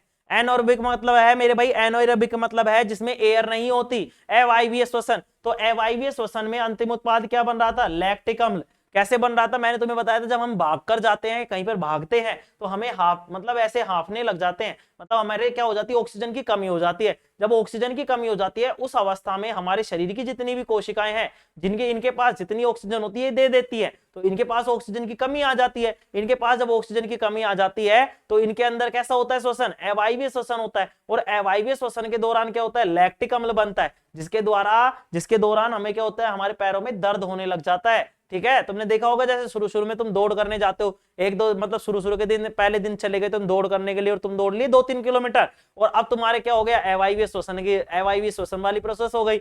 एनोरेबिक मतलब क्या हो गया? मतलब श्वसन हो गया, रेस्पिरेशन हो गया। अब इस रेस्पिरेशन में क्या हुआ मेरे भाई? तुम्हारे अंदर बन गया लैक्टिक अम्ल और तुम्हारे पैरों में होने लग गया दर्द। सुबह उठा ही नहीं जा रहा, यू पैर पकड़ के, और गुरुजी अरे मम्मी या का योगो है, तो वो किसके द्वारा होता है? एनोरेबिक श्वसन के द्वारा, मतलब जिसमें एयर नहीं होती, वायवीय मतलब अवायवीय श्वसन, जिसमें वायु नहीं काम में ली जाती। उसमें अंतिम उत्पाद क्या बनता है? लैक्टिक अम्ल बनता है। ठीक है, आ जाओ। जीव में ऊर्जा की आपूर्ति किससे होती है? तो जीव में ऊर्जा की आपूर्ति किससे होती है मेरे भाई? ग्लूकोज के अपघटन से। ग्लूकोज का जब अपघटन होगा उसी से हमको क्या मिलती है? एनर्जी मिलती है, ऊर्जा मिलती है। मनुष्य में कौन सी श्वसन प्रक्रिया होती है? बताओ, एरोबिक होती है, एनारोबिक होती है, मतलब वायवीय होती है, अवायवीय है? तो देखो, एनारोबिक का मतलब है, एनारोबिक का मतलब है मेरे भाई अवायवीय, एरोबिक का मतलब है एरो, एरो का मतलब है हवा, एयर, एयर से ही बना है एरोबिक, एरोबिक, एरोबिक का मतलब है मेरे भाई हवा, तो हवा का मतलब है वायवीय। तो एरोबिक का मतलब क्या है? वायवीय श्वसन। एनारोबिक का मतलब क्या है? बताओ क्या है? अवायवीय श्वसन, मिश्रित और अपूर्ण। तो ध्यान से सुनेंगे, मनुष्य में कौन सी श्वसन प्रक्रिया है? क्या हम सांस लेते हैं कि नहीं लेते? क्या वायु लेते हैं कि नहीं लेते? तुम बोलोगे हाँ सर लेते हैं, तो मेरे भाई हमारे अंदर पाई जाती है एरोबिक। कौन सी पाई जाती है? एरोबिक पाई जाती है। तो ए ऑप्शन क्या हो जाएगा? सही। पौधे गैसों का आदान प्रदान करते हैं, केवल दिन में, केवल रात में, दिन और रात दोनों में, और केवल प्रकाश में। तो देखो ध्यान से समझ लेंगे, ये आदान प्रदान तो पूरे दिन और रात दोनों ही करते हैं, लेकिन प्रकाश संश्लेषण की प्रक्रिया होती है वो दिन में होती है, रात को नहीं होती। फोटोसिंथेसिस जो है वो डे में होता है, नाइट में नहीं होता। ठीक है, तो ये क्या हो जाएगा मेरे भाई? ये तो आदान प्रदान पूछ रहा है कि किस तरीके से ये मतलब ट्रांसमिट, मतलब वो करते हैं, एक दूसरे से लेते देते हैं। ठीक है, तो मेरे भाई कौन लेते, ये कैसे करते हैं? दिन और रात दोनों में करते हैं मेरे भाई। ये गैसों का आदान प्रदान कब करते हैं? दिन और रात दोनों में करते हैं। पौधों में श्वसन के दौरान कौन सी गैस निकलती है? तो पौधों में श्वसन के दौरान कौन सी गैस निकलती है मेरे भाई? बताओ, पौधों में श्वसन के दौरान कौन सी गैस निकलती है? अब कोई ये नहीं बोलेगा कि ऑक्सीजन निकलती है, मैं पहले बता रहा हूं, मैंने बोला था कि ऑक्सीजन जो निकलेगी वो ओनली प्रकाश संश्लेषण में निकलेगी, श्वसन वाली प्रोसेस में ऑक्सीजन नहीं निकलेगी। श्वसन में जो निकलेगी वो गैस छोड़ेंगे जो भी पौधे हैं, वो श्वसन के अंदर, श्वसन के दौरान जो अगर गैस छोड़ेंगे तो वो होगी हमारी कार्बन डाइऑक्साइड मेरे भाई। तो क्या हो जाएगी? Carbon dioxide. ए ऑप्शन क्या हो जाएगा? सही हो जाएगा। ध्यान से समझ लेना इस चीज को, ठीक है। ऑक्सीजन नहीं लगा के आएंगे। पौधों में प्रकाश संश्लेषण के दौरान कौन सी गैस निकलती है, तो ऑक्सीजन होता, लेकिन यहाँ पे श्वसन है इसलिए क्या हो जाएगा, कार्बन डाइऑक्साइड हो जाएगा। आगे देखेंगे प्रकाश संश्लेषण और श्वसन में मुख्य अंतर क्या है। प्रकाश संश्लेषण और श्वसन में मुख्य अंतर क्या है मेरे भाई, तो देखो प्रकाश संश्लेषण में ऊर्जा संग्रह होती है, श्वसन में ऊर्जा मुक्त होती है, ये वाली चीज है। दोनों में ऊर्जा बनती है क्या, क्या प्रकाश संश्लेषण में ऊर्जा बनती है क्या, हाँ सर ऊर्जा बनती है। क्या श्वसन में, नहीं सर श्वसन में नहीं बनती। क्यों, क्योंकि श्वसन में क्या करते हैं, ऊर्जा को मुक्त करते हैं, ऊर्जा को क्या करते हैं, ऊर्जा टूट जाती है, ऊर्जा बाहर निकल जाती है। तो दोनों में ऊर्जा बनती है, नहीं सर ये गलत बात हो गई, दोनों में गैसें समान है, गलत बात, कोई अंतर नहीं, ये भी गलत बात। तो सही बात क्या है, इसका सही उत्तर क्या है मेरे भाई, प्रकाश संश्लेषण में जो ऊर्जा है वो संग्रह होती है और श्वसन में ऊर्जा मुक्त होती है। तो इसका ऑप्शन नंबर क्या हो जाएगा, बी क्या हो जाएगा मेरे भाई, सही हो जाएगा। बी ऑप्शन क्या हो जाएगा हमारा, सही हो जाएगा, ठीक है। चलो, हृदय का दायां भाग ले जाता है, क्या ले जाता है मेरे भाई बताओ, दै से दायां, दै से दूषित, तो दूषित रक्त क्या लेके जाएगा, दूषित रक्त, तो शुद्ध रक्त लेके जाएगा क्या, नहीं, तो क्या लेके जाएगा, अशुद्ध रक्त लेकर जाएगा, क्या लेकर जाएगा, अशुद्ध रक्त। तो ऑप्शन नंबर क्या हो जाएगा हमारा, बी सही हो जाएगा। दै से दायां, दै से दूषित, दै से दायां, दै से दूषित, दूषित का मतलब है अशुद्ध रक्त, ठीक है। चलो आगे देखेंगे, मानव का मतलब हृदय का बायां भाग, वैसे बायां वैसे बढ़िया, बढ़िया का मतलब शुद्ध रक्त, तो शुद्ध रक्त कौन सा ऑप्शन, बी ऑप्शन सही। बताओ कोई दिक्कत इसमें, देखो ट्रिक काम आ रही है कि नहीं आ रही। पौधों में गैसों का आदान प्रदान होता है, बताओ किससे होता है, केवल पत्तियों से, पूरे शरीर की सतह से, केवल जड़ों से, केवल फूलों से। तो ध्यान से समझ लेंगे कि जो गैसों का आदान प्रदान है, गैस हमेशा वो जो गैसों का आदान प्रदान होता है वो किसके द्वारा, स्टोमेटा के द्वारा, रंध्रों के द्वारा। और रंध्र क्या है मेरे भाई, पूरे पेड़ में पाए जाते हैं, ऐसा नहीं पत्तियों में पाए जाते हैं। हमने पत्तियों में रंध्र पढ़ा है, इसका मतलब ये नहीं पत्तियों में पाया जाता है, वो पेड़ की छाल में भी पाया जाएगा, जड़ में भी पाया जाएगा, मतलब उसकी पूरी सतह से, ठीक है। पूरे शरीर की जितनी सतह है उससे क्या होता है मेरे भाई, गैसों का आदान प्रदान होता है, ठीक है। चलो, पौधों में जल के ऊपर उठना होता है, ठीक है, पौधों में जल का ऊपर उठना होता है। जड़ों से पत्तियों तक मेरे भाई, जड़ से पत्तियों तक जाता है क्या, क्या पत्तियों से जड़ों तक जाता है क्या, पत्तियों से जड़ों तक नीचे आता है क्या, नहीं, नीचे से ऊपर जाता है। तो नीचे क्या है, जड़, तनों से बाहर नहीं, फूलों में नहीं। तो ऑप्शन नंबर ए सही हो जाएगा, जड़ों से पत्तियों तक जाता है मेरे भाई, कहां जाता है, जड़ों से पत्तियों तक। 75वां प्रश्न देखेंगे मेरे भाई, कौन सा अंग पित्तरस बनाता है, बताओ कौन सा अंग है जो पित्तरस बनाता है। तो मैंने बताया था कौन सा बनाता है, यकृत बनाता है। ये प्रश्न 2 बार आया, ध्यान से समझना, ठीक है ना। वसा का पाचन कहां होता है, वसा का पाचन कहां होगा बताओ, वसा का पाचन, फैट का जो पाचन है मेरे भाई, फैट का जो न्यूट्रिशन मतलब जो पाचन है वो कहां होगा, डाइजेशन कहां होगा मेरे भाई, फैट का डाइजेशन कहां होगा, बताओ फैट का डाइजेशन कहां होगा। तुम बोलोगे सर फैट का डाइजेशन है वो छोटी आंत में होगा, कहां होगा, छोटी आंत में होगा, कहां होगा, छोटी आंत में, पेट में, मुंह में, बड़ी आंत में नहीं, ठीक है। चलो, लार का एंजाइम, लार का एंजाइम लार का एंजाइम कार्य करता है स्टार्च पर, प्रोटीन पर, वसा पर, अम्ल पर। तो बताओ किस पर काम करता है मेरे भाई। जब मैंने तुम्हें बताया था कि लाड़ा टमाटर, तो मतलब क्या क्या बताया था, लाइपेज डाइस्टेज, लाइपेज और डाइस्टेज, ठीक है, लाइपेज डाइस्टेज, टेसेटाइलिन और मेसेम्यूलिन, ठीक है। ध्यान से समझ लेंगे, क्या क्या समझ लेंगे। पहली बात तो ये कि चारों चार चार अक्षर के ही हैं, ठीक है। कौन कौन से हैं मेरे भाई, ला से लाइपेज, ला से लाइपेज, डा से डाइस्टेज, ठीक है, टेसेटाइलिन और मेसेम्यूलिन, ठीक है। तो देखो, तो किस ये क्या काम करते थे, ये स्टोर्च को तोड़ते थे, किसको तोड़ते थे, स्टोर्च को। तो लार का एंजाइम कार्य करता है, किस पर कार्य करता है, स्टार्च पर कार्य करता है। प्रोटीन पर करता है क्या, नहीं। प्रोटीन पर कौन काम करता है, प्रोटीन पर पेप्सिन, मतलब प्रोटीन पर कौन सा काम, कौन सा एंजाइम काम कर रहा था, पेप्सिन, ठीक है। वसा पर कौन काम कर रहा था बताओ, वसा पे कौन काम कर रहा था, अभी बताया था मैंने, कमेंट करेंगे बताओ।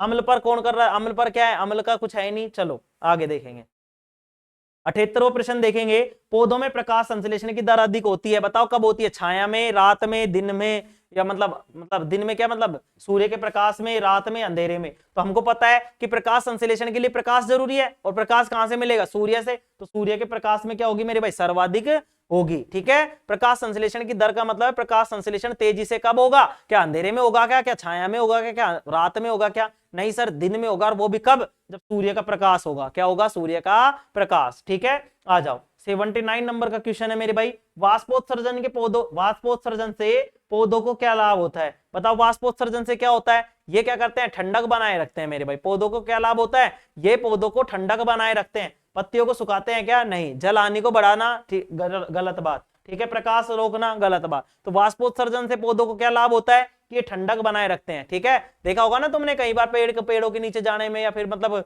जो खेत में बाड़ी होती है वहां सोने में मतलब अलग ही मजा आता है, ठंडा ठंडा लगता है। तो वो किसके दौरान होता है? ठंडक बनाए रखते हैं। किसके द्वारा? वाष्पोत्सर्जन के द्वारा।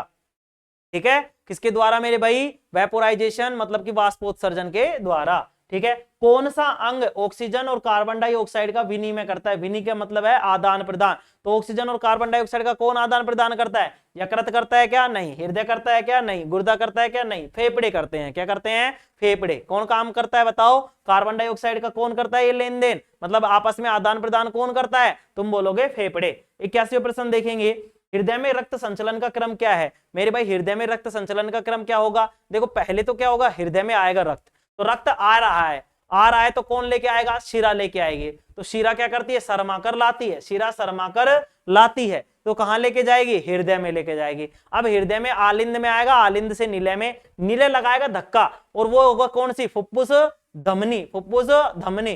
फुफ्फुस धमनी क्या करेगी? फुफ्फुस धमनी जो है मेरे भाई वो रक्त को लेके जाएगी फेफड़ों तक। कहां तक लेकर जाएगी? फेफड़ों तक। देखो ध्यान से समझेंगे, देखो समझा देता हूं थोड़ा सा। देखो इस तरीके से हमारा क्या होता है मेरे भाई, चार भागों में हमारा क्या होता है, दिख रहा है इधर? हाँ, ये हमारा चार भागों में हमारा क्या होता है? हृदय होता है। ठीक है, सबसे पहले यहाँ पे इस तरीके से क्या आता है? रक्त आता है। रक्त आता है मेरे भाई, तो ठीक है, रक्त यहाँ आएगा, इसको बोलेंगे आलिंद। क्या बोलेंगे? आलिंद। ठीक है, ये कौन सा आलिंद है? ध्यान से समझ लेना, ये है दायां आलिंद। दायां आलिंद का मतलब है, दायां आलिंद का मतलब है इसमें कौन सा रक्त होगा? दै से दायां और दै से दूषित, तो इसमें आएगा दूषित रक्त। ठीक है, मतलब उसमें क्या होगी? ब्लड होगा, ब्लड होगा प्लस में CO2 होगी। क्या होगी? ब्लड के साथ साथ CO2, मतलब इसमें क्या होगी? CO2 होगी। क्या होगी मेरे भाई? CO2 होगी। CO2 होगी, इसमें क्या होगी? ब्लड होगा, और क्या होगा मेरे भाई? CO2 होगा।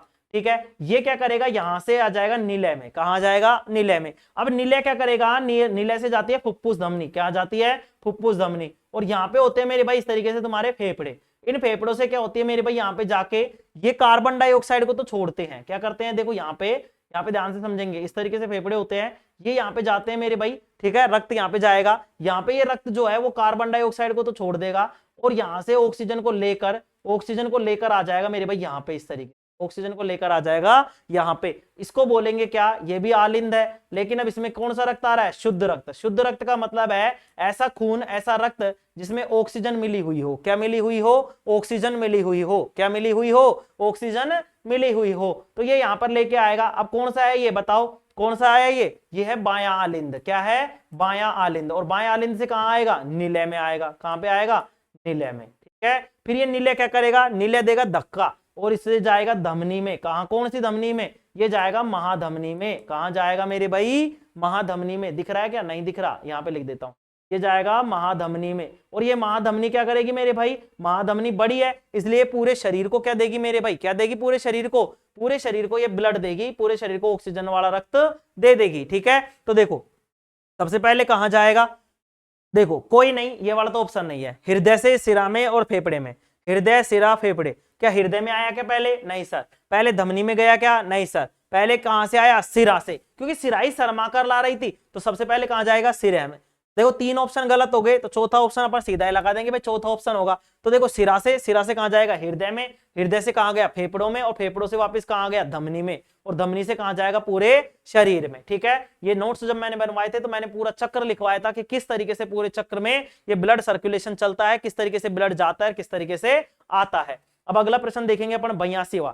ठीक है, रक्त का द्रव भाग क्या कहलाता है बताओ? WBC, RBC, प्लेटलेट्स या प्लाज्मा? तो रक्त का जो द्रव वाला भाग है, द्रव मतलब लिक्विड वाला जो पार्ट है, ब्लड में पार्ट होते हैं मेरे, ब्लड के चार भाग होते हैं। कौन कौन से? RBC, WBC, प्लेटलेट्स और प्लाज्मा। ठीक है, तो देखो प्लेटलेट्स क्या करती है? प्लेटलेट क्या करती है मेरे भाई? रक्त का थक्का जमाती है। WBC क्या करती है? रोगों से रक्षा करती है। RBC क्या करती है? ऑक्सीजन का परिवहन करती है। ऑक्सीजन का क्या करती है? ट्रांसमिशन करती है। ठीक है, उसके अलावा प्लाज्मा, ये क्या होता है मेरे भाई? ये ब्लड का लिक्विड वाला पार्ट होता है, लिक्विड वाला भाग होता है। तो रक्त का द्रव भाग क्या कहलाएगा? प्लाज्मा कहलाएगा। क्या कहलाएगा बताओ? प्लाज्मा कहलाएगा। अच्छा, अगला प्रश्न देखते हैं मनुष्य में। तो इसमें क्या आ जाएगा मेरे भाई? रक्त का द्रव भाग कौन सा कहलाएगा? प्लाज्मा कहलाएगा। ठीक है, आ जाओ। मनुष्य में श्वसन क्रिया होती है। मनुष्य में श्वसन क्रिया क्या कभी कभी होती है? क्या केवल दिन में होती है? केवल नींद में होती है? निरंतर होती है? तो तुम बोलोगे सर सांस तो हम डेली रेगुलर लेते हैं, निरंतर लेते हैं, तो मनुष्य में श्वसन की क्रिया कैसी होगी, निरंतर होगी, कंटिन्यूअसली होगी मेरे भाई। तो ऑप्शन नंबर ए क्या हो जाएगा हमारा, सही हो जाएगा। प्रश्न नंबर 84 देखेंगे मेरे भाई 84। मनुष्य में श्वसन का नियंत्रण कहां से होता है मेरे भाई? जो भी हमारी बॉडी के जितने भी कंट्रोल है वो कहां से होंगे, मतलब हमारे माइंड से होंगे, ब्रेन से होंगे, तो मस्तिष्क से। तो इसका ऑप्शन क्या हो जाएगा मेरे भाई, ए सही हो जाएगा। ऊर्जा का रासायनिक रूप क्या है बताओ, डीएनए, आरएनए, CO2 या एटीपी? तो हमने बताया था कि क्या था मेरे भाई, एटीपी। एटीपी को हम क्या बोलते हैं, एडेनोसिन ट्राइफॉस्फेट, ठीक है। तो ये क्या हो जाएगा मेरे भाई, ए ऑप्शन इसका क्या हो जाएगा, सही हो जाएगा। ऊर्जा का रासायनिक रूप क्या है, एटीपी है। आगे देखेंगे, पौधों में जड़ों द्वारा जल का अवशोषण किस प्रक्रिया से होता है बताओ, किसके द्वारा होता है? तो ध्यान समझ लेंगे यहाँ पे वाष्पोत्सर्जन नहीं होगा, विसरण नहीं होगा, प्रकाश संश्लेषण नहीं होगा, जड़ों के द्वारा जल का अवशोषण। ये बात भेजने की नहीं कह रहा कि पत्तियों तक किस तरीके से जाता है, ये कह रहा है कि जल का अवशोषण माटी से जल का अवशोषण, जो मृदा है उससे जड़ जो होते हैं वो जल का अवशोषण किस प्रक्रम के द्वारा करते हैं, किस प्रोसेस के द्वारा करते हैं? तो उसको बोलते हैं ओस्मोसिस। क्या बोलते हैं, ओस्मोसिस। ओस्मोसिस का मतलब है परासरण, परासरण, ठीक है। तो वो किसके द्वारा करते हैं, परासरण के द्वारा करते हैं। पौधों में जड़ों द्वारा जो जल का अवशोषण है वो परासरण द्वारा होता है। किसके द्वारा होता है, परासरण के द्वारा होता है। आगे देखते हैं, तो इसमें कौन सा ऑप्शन हो जाएगा मेरे भाई, ए ऑप्शन क्या हो जाएगा हमारा, सही हो जाएगा। आगे देखेंगे 87, पौधों में भोजन का निर्माण किस अंग में होता है बताओ। पौधों में जो भोजन का निर्माण है वो किस अंग में होगा? तो तुम बोलोगे सर कि हमको तो पता नहीं है, हमको तो ये पता है प्रकाश संश्लेषण की प्रक्रिया हुई थी। तो प्रकाश संश्लेषण की प्रक्रिया कहां हुई थी, जहां क्लोरोफिल था, और क्लोरोफिल सबसे अधिक कहां पाया जाता है, पत्तियों में। तो भोजन का निर्माण भी कहां होगा मेरे भाई, पत्तियों में होगा। कहां पे होगा, पत्तियों में होगा। तो ए ऑप्शन क्या हो जाएगा, इसका भी सही हो जाएगा, ठीक है। अच्छा, पित्त का पीएच कितना होता है, मतलब पित्त का पीएच कैसा होता है बताओ। पित्त रस जो होता है वो अम्लीय होता है, क्षारीय होता है, तटस्थ का मतलब है उदासीन होता है, या फिर शून्य होता है? तो बताएंगे कि पित्त रस का जो मान है, पित्त का जो पीएच होता है वो कैसा होता है। तो देखो मैंने तुम्हें बताया था कि मेरे भाई हमारे पेट में क्या पाया जाता है, HCl अम्ल पाया जाता है। HCl का मतलब है हाइड्रोक्लोरिक अम्ल, जो कि क्या है, बहुत ज्यादा अम्लीय है। तो पित्त रस कैसा होता है कि भाई ये अम्ल चलता रहेगा तो हमारे शरीर की जो इंटरनली जो स्ट्रक्चर है, अंदर के जो भाग है, अंदर की जो संरचना है, अंदर की जो हमारे मतलब हमारे मसल्स हैं, उनमें कुछ ना कुछ इफेक्ट डालेगा। ये क्या पता उनको जला दे या फिर वहां से इफेक्टेड हो जाए। उसके लिए क्या करता है, ये बाइल जूस होता है। बाइल जूस क्या करेगा, मतलब पित्त रस क्या करेगा, ये होता है क्षारीय प्रकृति का। ये क्षारीय प्रकृति का होता है, जिससे ये क्या करता है, उस HCl के साथ मिलता है और उदासीन हो जाता है। क्या हो जाता है, उदासीन। उस अम्ल को क्या कर देता है, ये उदासीन कर देता है। तो पीएच का मतलब इसका पित्त का पीएच क्या होता है मेरे भाई बताओ, उदासीन होता है, क्षारीय, अम्लीय। बताओ कौन सा होता है, तुम बोलोगे सर क्षारीय होता है, एल्कली टाइप का होता है, बेस टाइप का होता है, ठीक है। बेस का मतलब क्या होता है, क्षार, ठीक है ना मेरे भाई। तो कैसा होता है, बेस मतलब क्षारीय होता है।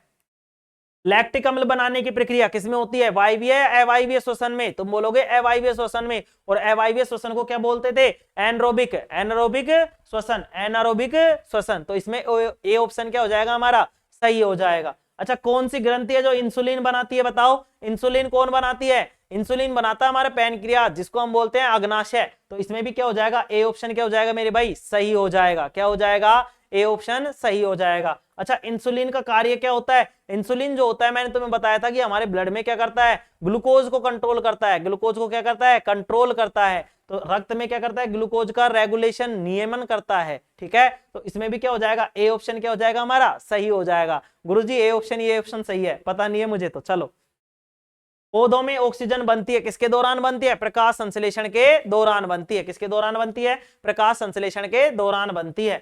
अच्छा, आगे देखेंगे, पौधों में भोजन का संचार किस दिशा में होता है बताओ। ऊपर से नीचे होता है, केवल ऊपर होता है, केवल नीचे, केवल तनों में? बताओ कहां होता है। तुम बोलोगे ऊपर से, ऊपर और नीचे दोनों जगह होता है। ऐसा थोड़ी कि पौधे का एक भाग तो खा ले रहे, एक भाग भूखा रहेगा, ऐसा है क्या? तुम बोलोगे नहीं सर ऐसा नहीं है, पौधे ऐसे बराबर ऐसे तो करते ही नहीं है। तो ऐसे तो हम भी नहीं करते हैं। तो मेरे भाई ये क्या करता है, मेरे भाई ये क्या करता है, ऊपर और नीचे दोनों दिशा में क्या करता है, भोजन का संचार करता है, भोजन को ट्रांसमिट करता है, ठीक है। आ जाओ आगे, मानव शरीर में मूत्र बनाने की अंतिम प्रक्रिया क्या है बताओ। क्या है मेरे भाई, निस्यंदन है क्या? नहीं सर ये तो पहला काम था। पुनः अवशोषण है क्या? नहीं। श्रावण है क्या? नहीं। तो क्या है अंतिम प्रक्रिया, उत्सर्जन है। अंतिम प्रक्रिया क्या है, उत्सर्जन। और प्रारंभिक अभिक्रिया निस्यंदन। ये दोनों चीजों को ध्यान रखेंगे, ठीक है। आ जाओ आगे, मानव में रक्त संचार प्रणाली का प्रकार है। तो मानव में मैंने तुम्हें बताया दोहरा परिसंचरण पाया जाता है। तो ए ऑप्शन क्या हो जाएगा इसका, सही हो जाएगा। मानव श्वसन तंत्र की इकाई कौन है, तो एल्यूविलाई है, ठीक है। एटीपी का पूरा नाम क्या है? देखो मेरे भाई यहां से पूछ लेता है प्रश्न, एटीपी का पूरा नाम क्या है? तो देखो यहाँ पे क्या लिखा हुआ है, adenosine triphosphate, adenosine diphosphate, adenosine monophosphate, adenosine मतलब एडेनिन राइबोन्यूक्लिकम।